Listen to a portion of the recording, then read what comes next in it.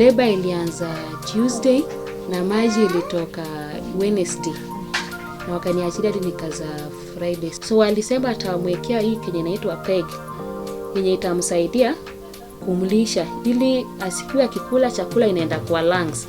Akona hydrocephalus, akona hydranencephaly, akona cerebral palsy na akona convulsive disorder.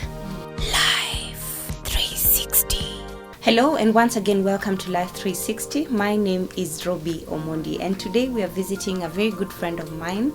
She's called Mama Sylvia, who will be taking us through her life and the health of her daughter, who is now 7 years old. Now Sylvia has been living with 7 different conditions. It's not easy to have a child who has a special need or to live with a special child. Imagine now living with a child who has 4 different conditions. It has been a journey for them, for her and her husband and her family, and she's going to take us through. Definitely the reason why we call this channel Life 360 is because we bring together experts, we bring people together to understand what people are going through. And by this particular story, if you're touched enough to lend a hand in one way or another, please hold on, listen to the story till the end, and whatever little that we can, I believe we can all come together and give a helping hand. Allow me to introduce to you Mama Sylvia, and she'll introduce herself too and definitely take us through the life of Sylvia 7 years down the line. Karibu sana Mama Sylvia. Labda tuambie to introduce yourself, introduce your family, and tell us about Sylvia. Janet Atieno. I'm a married woman. My husband is Walter Osore. I have 2 kids. My firstborn is Sylvia Achieng and the second one is Crispa Osore. When nilipata huyu mtoto sikuwa na shida yoyote. Pregnancy ilikuwa tu normal kabisa. So shida ilikuwa kwa time ya delivery. Labor ilianza Tuesday na nikaza Friday, so it was a prolonged labor. Na maji ilitoka Wednesday na wakaniachilia hadi nikaza Friday. So mtoto alikaa sana kwa tumbo, so mtoto alichoka. By the time nilikuwa na mzaa hakushow any sign yoyote kona shida. Alitoka, nilimdeliver tu normal. After kumdeliver ndio after 2 weeks nikaona mtoto anaanza kuwa na shida. So after 2 weeks nilimpeleka clinic, daktari waku notice. Sana kurudi kwa nyumba nikaona mtoto venye nilimzaa si venye alikuwa. Nikaona kichwa si normal. Nikasema hebu nimrudishe hospitali niwaulize shida iko wapi.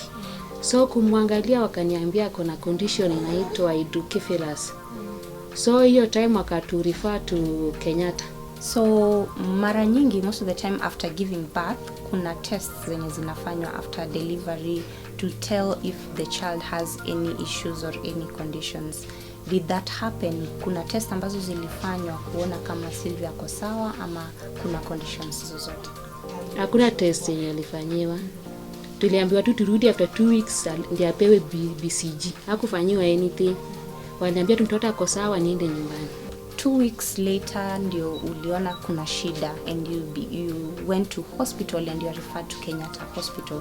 How was that and what happened? After 2 weeks kumrudisha, walimshika tu kichwa akapata maji imejaa kwa kichwa.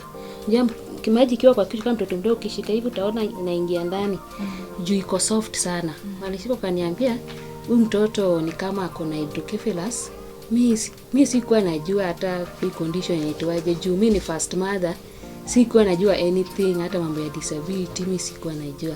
So vendiendo hospitali ndo wakaanza kunielezea hii inaletwa na hii. Kama hii waliniambia inaletwa na hiyo prolonged labor, meningitis inaweza ileta pia. Mimi nilikuwa najua ni Kenya atatibiwa na inaishi immediately.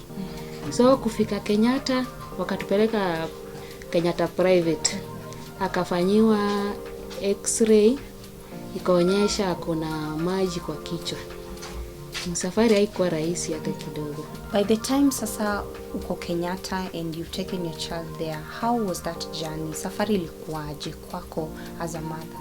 Kenyatta wenye walituambia walimbook tu ataonekana tena. Na daktari wakaenda strike. So ilitubidi tutafute another hospital.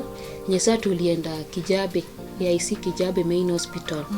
So huko tulifika, akafanyiwa CT scan, akafanyiwa x-ray, ikaonyesha mtoto ako na maji kwa kichwa. Akatuambia hii condition inaitwa diocephalus. Inamaanisha water in the brain. So yake ilikuwa emergency. Tulienda 24th December 2016, akabukiwa kwenda theater tarehe 6 January 2017. Ndio aende awekewe shunt, artificial vein ya kudrain hiyo maji from the brain. So venye alienda, so tulirudi kwa nyumba. So venye tulienda tarehe 5 Kijabe, akaenda akafanyiwa, tukalala huko, akaenda tarehe 6 akafanyiwa hiyo operation, akaekewa shunt. So venye alitoka theater ndio sasa shida mingi sasa ilitokea sana. Venye alitoka theater akaanza kuwa na infection, joto yenye haiwezi isha, akaanza kutapika. So hapo ndio complications ilianza mingi. So wakatoa hiyo maji kwa kichwa, wakamfanyia kenye inaitwa water culture. Wakapata kuna meningitis. So nilikaa hosi for 2 weeks wakitibu hiyo meningitis ishe. By the time alitoka theater alianza kutapika pia. Alitapika for 2 months. Ikafanya akaluse vitu mingi kwa mwili yenye ilifanya chumvi kapanda juu sana. So akadevelop kenye inaitwa chronic hyperemia, kumaanisha chumvi ilikuwa juu sana. So ilibidi bado nikae usiku control chumvi kwa normal. Alikuwa amechomeka hadi mwili ilikuwa imeturn black sana. Juu chumvi ilikuwa juu kushinda kila kitu. So ilimchoma sana, akakuwa na hiyo reflux, hiyo kutapika kuna kenye naingia. Akaekewa tube ya kufeed nayo kwa mapua ili asinyonye. Sasa nilikuwa nakamua na mwekea kwa mapua. Hiyo time alikuwa 6 weeks old akifanyiwa hiyo operation. So nilikaa hosi sana wakikontrol hiyo chumvi. Kulikuwa na mashine alikuwa anatumiwa wamemesha vizuri. Nilikaa nikarudi mwezi wa 4 from January to April. Nikarudi nyumbani mwezi wa 4. So kukaa kidogo tena kuangalia kichwa mtu naona tena imeanza kukua. Kumbe ile meningitis ilienda ikaribu ile shunt. Hiyo kitu inaitwa shunt, hiyo ya kudrain maji kutoka kwa hiyo artificial vein inaitwa shunt. So kurudi nikapata imeharibika tena. Wakaniambia ile infection ya meningitis iliharibu. So alikuwa anafaa aende to another surgery ili afanyiwe shunt replacement. So alienda surgery tena, nililazwa hospitali akafanyiwa shunt replacement, kwa expensive sana. Hata hiyo time kutoka OC hiyo hata first surgery haikuwa rahisi. Jubili ilikuwa over 231,000. The second bill tena akifanyiwa hiyo shunt nyingine ilikuwa 180,000. Hiyo time siku hata na cover yote, nilikuwa tuna NHIF. Na huko ilikuwa Mission Hospital. NHIF ilikuwa inalipa kidogo na sisi tunalipa yenye imebaki. So haikuwa rahisi. Wenye tulirudi na after kuwekewa hiyo shunt, mtoto hajakuwa vizuri sana. Amekuwa akigonjeka on and off, blood infection na kuprotect. Hiyo shunt kuiprotect si rahisi. Kuitunza, unafaa itunze isipate infection. Anything infection inaiharibu. Kitu kidogo inaharibu, tena unarudi anafanyiwa another surgery. So nilikaa naye tena nikarudi mwezi wa 7 Kijabe. Juu maji tena shunt ilikuwa ina withdraw maji side moja i withdraw. Tena ikabidi arudi afanyiwe another surgery ya 3 ya kurekebisha hiyo shunt. So while the doctor aliniambia akona thick membrane hapa katikati, so shunt haiwezi penetrate ingia hadi huko ndani itoe maji kwa hiyo side. So kenye walifanya walitoboa hapa katikati. So yenye maji yenye kwa hii side inamwagika hii side, ndio shunt iwezi kudrain hiyo maji. Na jana haijakuwa rahisi juu mtoto mdogo na hizo operation ilimrudisha nyuma sana. Hakuwa anaweza kunyonya vizuri, kula hawezi kula, haizi ongeza hata kilo. Mimi surgery yangu ilikuwa tu OC on and off, blood infection, half infection after theater. Na mimi theater mara 3 mtoto mdogo. Nimekuwa many hospitals sana. Nimekuwa hospitali mingi, Mama Lucy, Russia. Tenwek, Kenyatta, Radiant, nimekuwa hospitali mingi, Kijabe, na akilazwa aniambia tu ni meningitis, blood infection. Sasa mimi nimekuwa tu OC on and off, hizi kata kwa nyumba yangu. Ana nikiwauliza kwani infection hizi isha, wananiambia mtoto wangu akona miti kidogo, hawezi piga hizo ugonjwa. So ilikuwa tu ni recurrent infection on and off, recurrent aspiration pneumonia on and off, hadi mimi sana nilikuwa nimechoka. So to this end, how many conditions exactly does Sylvia have? Kama zimepimwa wakajua ni conditions ngapi zenye ako nazo? Akona hydrocephalus, akona hydranencephaly, akona cerebral palsy, na akona convulsive disorder. For all these 4 conditions, inamaanisha moja ndio ina cause nyingine ama they are totally different conditions with different causes?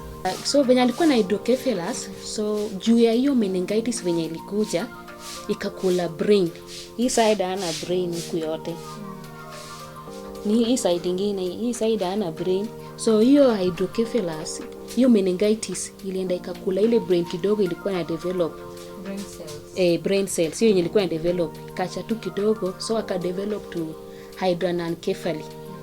Yenye sasa ilifika by the time alikuwa anafika 4 years, wanisema mtoto sasa condition yake imedevelop to hydranencephaly. Inamaanisha too much water without brain. Brain kidogo sana. Sasa kuna maji mingi hata kushinda venye alikuwa nayo at the first time. So nilienda Tenwek Hospital kwa Bomet County. Wakaniambia huyu mtoto venye yako haizi wekewa shunt ingine. Juu sasa maji ni mingi sana. So walinipatia dawa ya kupunguza pressure ya maji. Wakanipatia dawa inaitwa acetazolamide ya kupunguza hiyo pressure ya maji. Yenye imekuwa ikimsaidia. So kuna time yenye hiyo nini hapo palipa shunt hii side ilikuwa exposed. Juu mmoja sasa kulala na side moja, juu hii side ni uchungu. Kulala na side moja ikakuwa exposed, ikaribu hiyo shunt. But sasa nilimpeleka Kijabe IC kuangaliwa, akaniambia hiyo shunt haifanyi hata kazi. But hizo dawa zitamsaidia. So hiyo shunt ilitolewa, akaendelea bado na dawa. Now, so far you've been the primary caregiver for Sylvia. How has that been for you? And does it mean that you've had to learn about taking care of her and even cleaning the things that she has to use every single day? Mtoto akona timetable yenye inafuata because anakula after every 3 hours. So huwa anamka 5:30, namtengenezea uji, alafu nampatia na dawa, akona anticonvulsant anatumia. Kuna yenye anatumia after 6 hours, kuna yenye anatumia after 8 hours, kuna yenye anatumia after 12 hours. So anamka asubuhi nampatia hizo anticonvulsant yenye inaitwa clonazepam, sodium valproate na Tegretol. Nampatia asubuhi na uji, namwangalia, nampanguza, namchange diaper, namtengenezea kila kitu vizuri, alafu namweka chini ndio niweze hata nioshe vyombo, nishunge huyu mwingine, tengeneze nyumba. The next 3 hours na nafaa nimpatie kitu hata kama ni maziwa. Aliandikiwa special milk yenye inaitwa Pediasure. But juu ya economy sasa tushinda kuendelea kununua. Juu maziwa ni expensive na inaisha after 3 days. Ni 1800 na after 3 days imeisha. So the next after 3 hours anafaa kunywa hiyo maziwa, nimtengeneze, nimpatie, nimchange diaper. Juu diaper yake pia na change after every 3 hours. Na change juu venye anatumia peg, so diaper inajaa haraka juu anatumia fluid sana. So inafaa nimchange diaper pia hiyo after 3 hours. Tena after 3 hours nampatia food saa 6. Nikumshughulikia throughout. Saa 9 nampatia, kuna dawa pia nampatia saa 6 anticonvulsant. Kuna ingine pia 8 hours nampatia saa 8. Kuna ingine nampatia 6 pm. Kuna ingine nampatia tena saa 6 usiku. Ina run throughout. Ingine after 6 hours, ingine after 8 hours, ingine after 12 hours. Na chakula yake pia nakuanga na diet plan, kwa tunaenda kuona nutritionist, anatuandikia venye tunamlisha ndio aweze kukua na healthy diet na again healthy weight. Sasa venye ako hivi, sasa mimi siwezi move hata out. I can't move out nifanye hata kitu nisaidie mzee. haiwezekani juu sasa mimi niko tu hapa na yeye, siwezi mwachilia mtu juu mtoto ako very special, ako special sana yenye usipomwangalia vizuri kitu inaweza muumiza. Hatuwezi mwachilia maid huyu, labda kibaki ni mwachia a special nurse mwenye atajua kutunza hii peg. Hii Kenya anatumia kukula inaitwa peg, na inafaa kupanguzwa vizuri na saline water na cotton wool, yoshwe vizuri, fanye dressing, then ufunike vizuri sipate infection.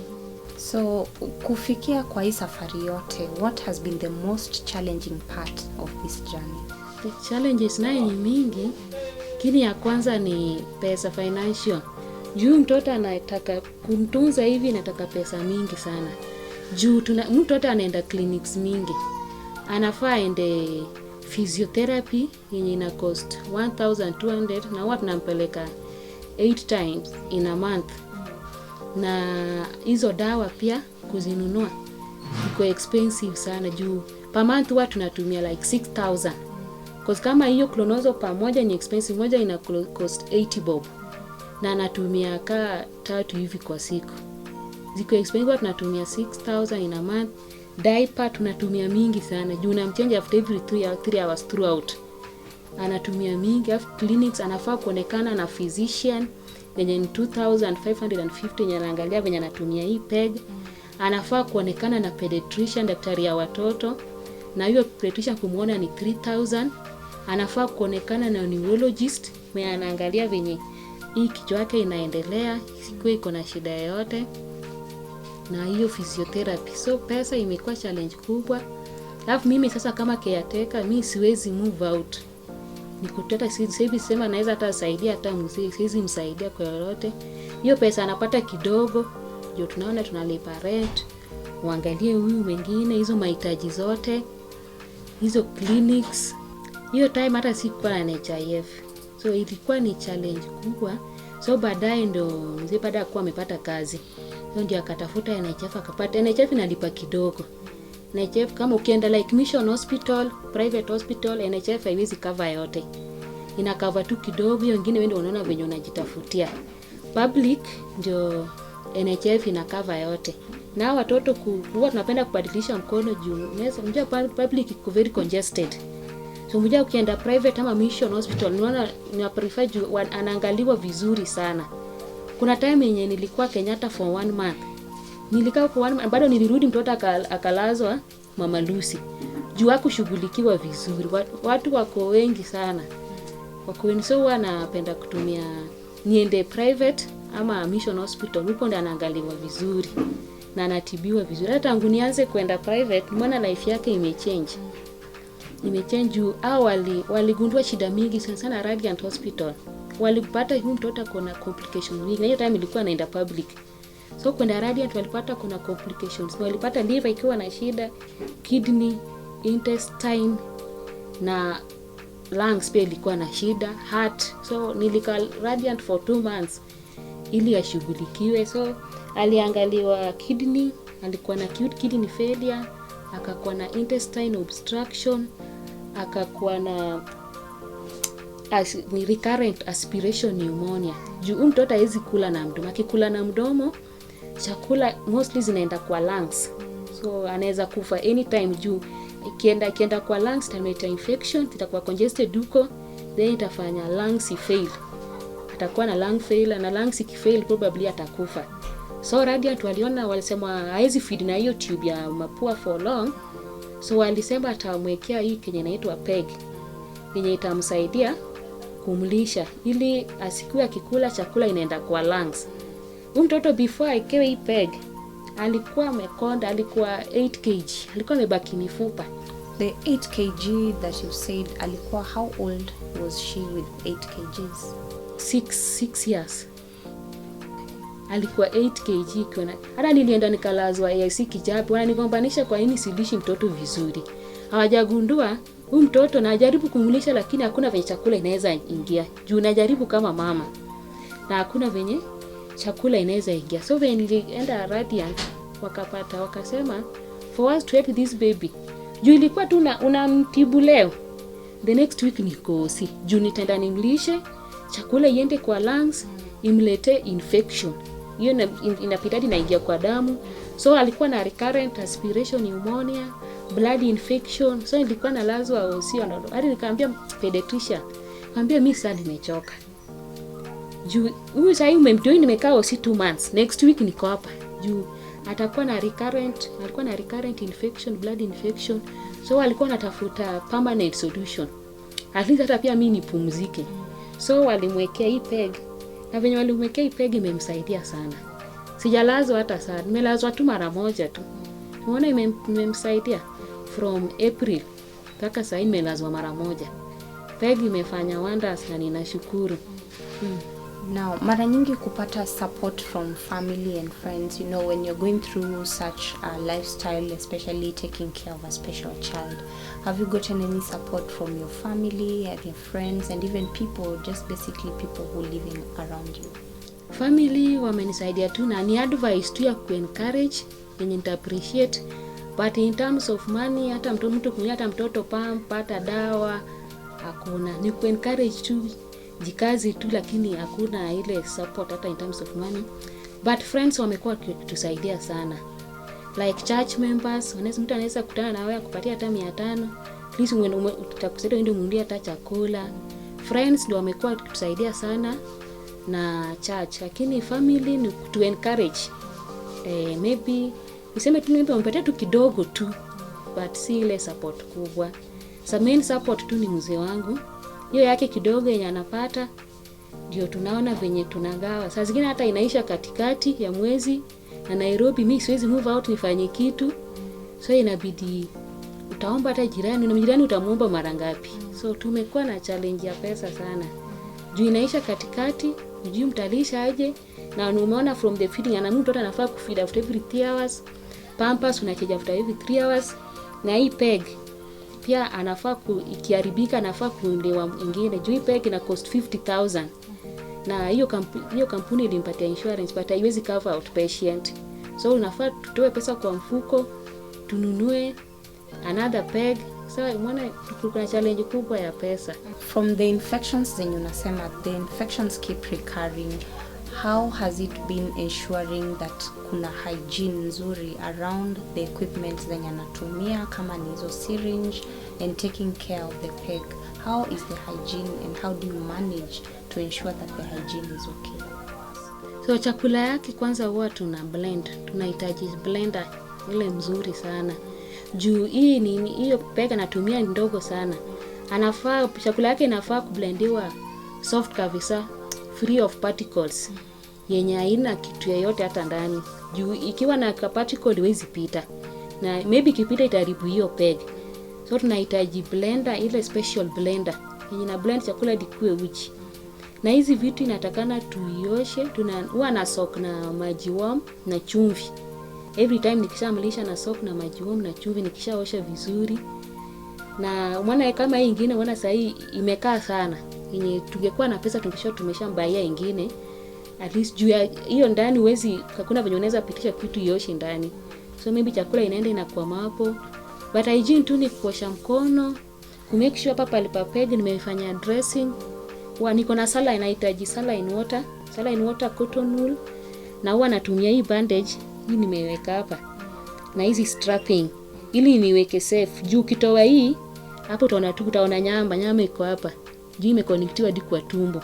So ninahitaji strapping, nahitaji hii bandage na cotton wool na hiyo saline water ya kumfanyia dressing. And what is the process of getting the syringe na hizo vitu zote zenye unatumia? For example, kama yenye unatumia maybe kizeeka, what do you have to do to get a new one or to replace the ones that you have?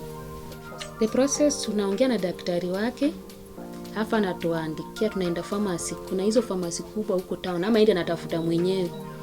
Juu ikinunuliwa hiyo ina cost like, sasa ikiwa hiyo peke yake, juu ni special syringe, si ya kawaida. Hata ukitafuta kwa hizi pharmacy ndogo ndogo huwezi pata. Ni special syringe, na hiyo syringe peke yake wananiambia bila peg na cost 20,000. So ikiwa na hii peg ndio 30,000. I've met Sylvia about I think 2 years ago. That was December 2022. when she was brought in with convulsions. So yeah, she had been managed in several hospitals with the condition of hydrocephalus, and they had established a diagnosis of cerebral palsy. Cerebral palsy is a congenital, or let's say you're born with it. It can be acquired after birth, but mostly it can happen intrautero during the pregnancy. That is brain damage to an ungrown brain, the brain that is still growing, which later brings about deficits in the lifestyle of the patient or of the baby. So yeah, Sylvia got cerebral palsy after having suffered from meningitis. She was born okay, but later developed meningitis and so developed brain damage. Cerebral palsy is not a progressive disease. It doesn't worsen over time, though depending on the needs of the patient, you can have some severe condition, but it's just a permanent brain damage that doesn't progress. The 4 different conditions, that is hydrocephalus, which has actually improved. Now the shunt was removed. Shunt was put from Kijabe. So, but it was removed. Right now she has no shunt, which means that the hydrocephalus has actually majorly improved. Hydrocephalus basically is the increased water cerebrospinal fluid around the brain. So the pressures increase in the brain and so compress on the brain, causing a condition called hydrocephalus. Hydro stands for water. Yeah, so that one has actually greatly improved. So, but the major, all these other 4 conditions that the mother is talking about are actually stemming from cerebral palsy specifically. So the major condition is cerebral palsy. Okay? And so for Sylvia, when she came in, we were battling in and out of infections. It could be respiratory infections because her muscles couldn't hold the food for her to swallow properly, so which was causing aspiration pneumonias. And once food goes to the lungs, it's not supposed to go there. It carries bacteria along with it, and so causing infection of the lungs. So you'll find that Sylvia had several infections, and once that infection established, it would just go to the brain, and then Sylvia would start convulsing on and off. Now, with inability to swallow, Sylvia couldn't feed. And you know, the immunity of a child depends greatly on the ability to feed, to get her to grow. Okay? As she grows, even the immune system grows as part of the other systems that grow. So with Sylvia unable to feed normally, even the medications that she was supposed to swallow from home, she wasn't able to swallow them. So her condition was actually not okay. So when she came in, initially we managed meningitis, we managed the convulsions, we discharged her. That was in December 2022. She came in again around April 2023 with the same conditions, pneumonia, convulsions that are not really controlled. And then that's when actually we introduced the multidisciplinary approach to the management. Take you back a little, cerebral palsy affects most of the systems. So you find that in the management, you need all these multidisciplinaries to come on board to actually treat her. So 2023 April, Sylvia we made a decision to put her a peg tube, and Dr. Deng performed the surgery. We put a peg tube and then started feeding her through the peg tube. Even the medications we're now sure that actually she's getting. Constipation improved, feeding improved, and I think that is the last time we saw Sylvia being hospitalized. Otherwise, before she was staying, every month she was coming to hospital due to infections. Yeah, but now, ever since that time, she has actually not come back to hospital for hospitalization.